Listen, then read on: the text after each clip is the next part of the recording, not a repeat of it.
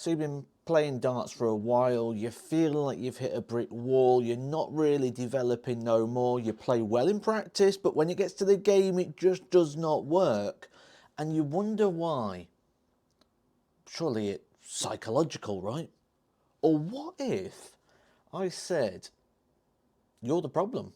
What if I said you're actually training yourself to be exactly like this? So I'm going to try and help you in this video and a series of videos that are coming on the channel. So if you find this useful, hit the subscribe button, there's more coming. I also do private one-to-one sessions right here in my studio in Daventry. So if you find this useful and you'd like it tailored and personal to you, have a look at your technique at the same time. We can sort this out. Details will be on the screen. So, overload. One of my 3 key words that we need to have if you're looking for progression.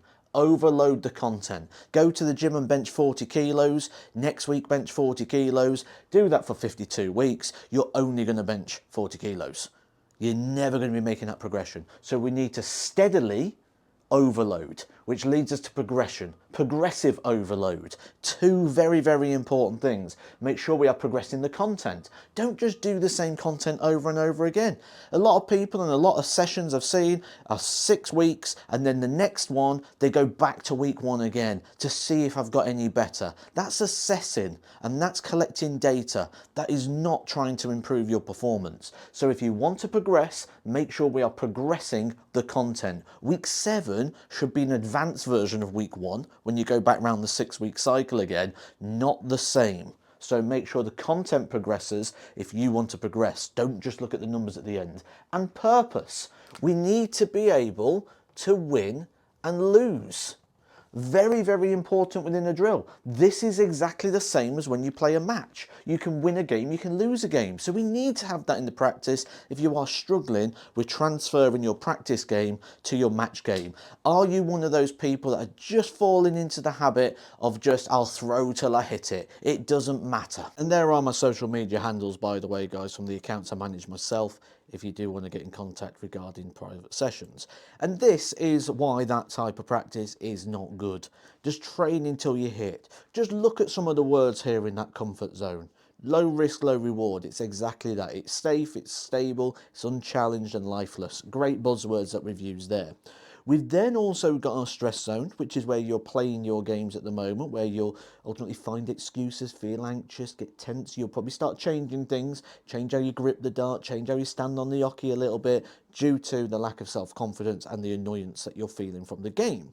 How many of those words in the middle, that growth zone, do you really think you're hitting? And that's what we're going to try and find today. We're going to try and find some purpose in that growth zone where we're setting new goals. We're excited, we're challenged, we're expectant, we're finding purpose. There's that word again. Find some purpose. We need to get that in there. 2 great examples of some terrible ways of which I see. Now what we're doing here is we're doing 99 darts. I'm just going to throw 99 darts at a target and register a score. Be very wary of these type of drills where you're just registering a score, because first of all, there's no overload, there's no progression, and the win-lose factor is often just lose. There's not much win going on here. Look at this example I've given you here. 99 darts. This player scores 700, 800, 1600 and 900. Now the issue here comes in a couple of places. First of all, the only number you care about is this one. 1600. Now that is your personal best. The best version of you that has ever existed on planet Earth. You have scored 1600. So for 365 days a year, you are now going to be trying to beat that score. You do not care that you scored 700, 800, 900, which gives us an average score of around about 800.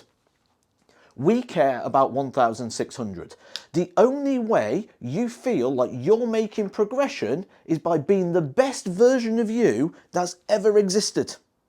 You are setting yourself up for failure with drills like that, depending on how you record or how you view that one. And I have people coming here on a weekly basis who say, I throw 99 darts and my best score is this. I don't care about the best version of you that's ever existed. I care about who you are, and is that person progressing?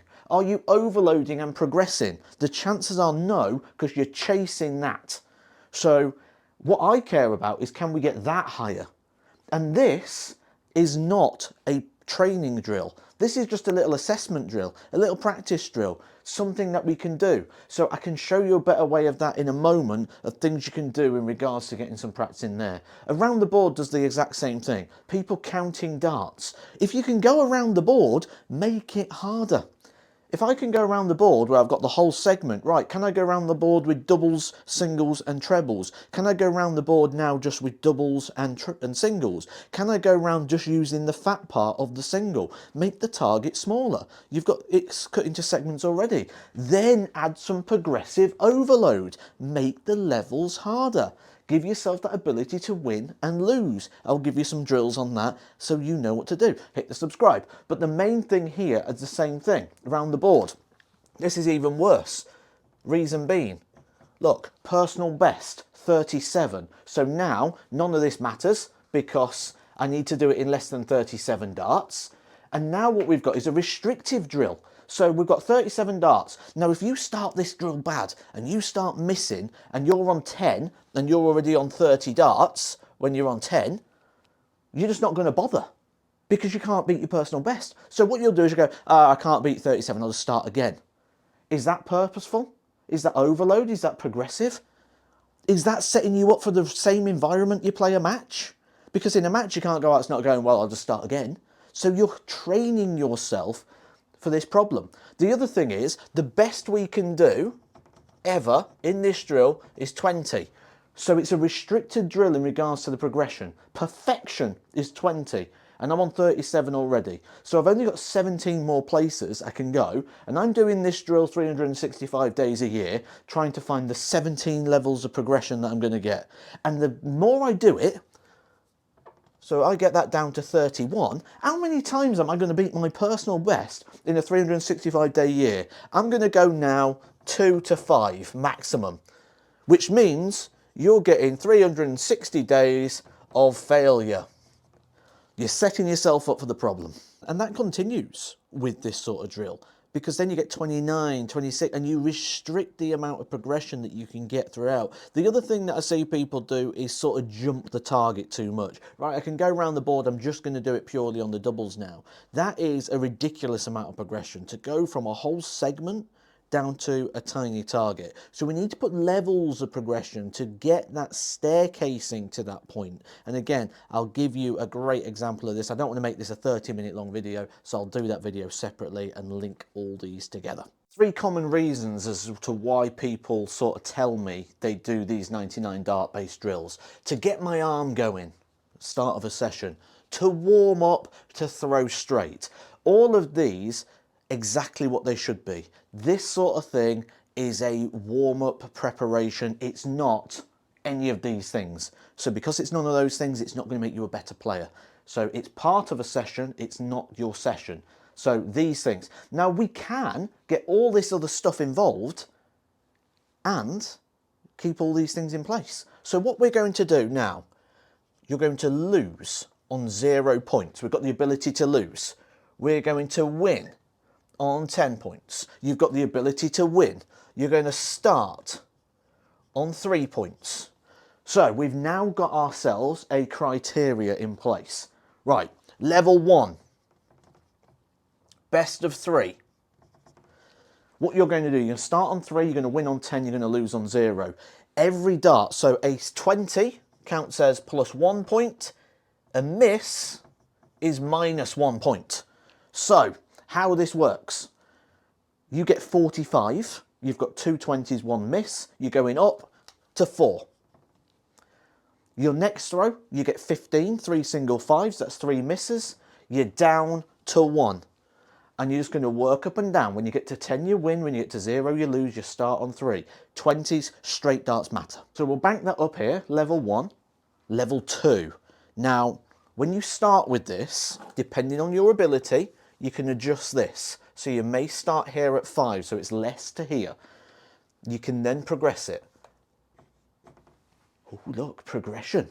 Now I've got to get more. We can then progress it Oh look, progression, it's getting harder. We're overloading the task. We've got the purpose, we've got the win, the loss. It's all important. Right, now what you do and do, trebles. Okay? +1 per hit. Every treble 20 you hit, you gain 1 point. However, get 3 darts where you do not have a treble. That is 1 visit. Any visit that doesn't have a treble, you're going to lose 1 point. So a 140, you gain 2. 45, we lose that. We go back down. So we've gone from just throwing darts straight to now an isolated target of the treble. We've thrown darts straight, we've thrown at trebles, let's make the numbers come alive. And these you can adjust to suit yourself. So we could go 45, 65, 85.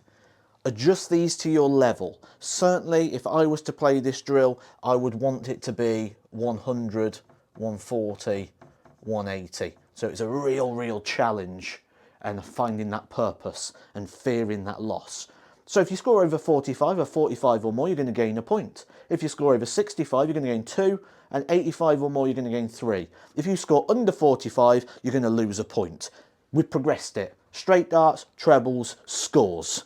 If you have watched this video and you think that that as a warm-up drill is not as good as throwing 99 darts straight at the treble, please unsubscribe to this channel now and go somewhere else, because that is a much better way to practice and a much better way to get yourself ready for those games and to find that progression.